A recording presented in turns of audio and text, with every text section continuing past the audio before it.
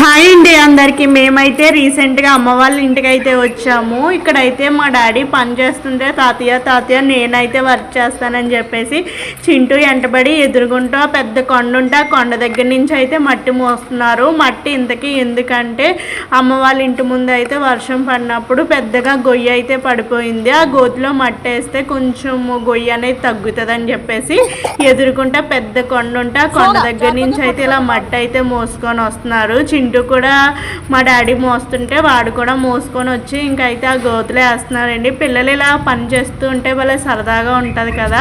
మీ ఇంట్లో కూడా పిల్లలు ఇలానే ఉంటారో లేదో కామెంట్ సెక్షన్లో కామెంట్ చేయండి. ఇదిగోనండి, ఈ గొయ్యిలో వేస్తే వాటర్ అంతా పోయి కొంచెం బాగుంటుందని చెప్పేసి ఇలా అయితే వేస్తున్నారు. ఇక్కడ కనిపిస్తుంది కదా, ఇదే అమ్మ వాళ్ళ ఇల్లు. ఇది జగనన్న కాలనీ అంటారు కదండి, ఫేస్ కాలనీలో ఇచ్చిన ఇల్లు అదేనండి. ప్లీజ్ నా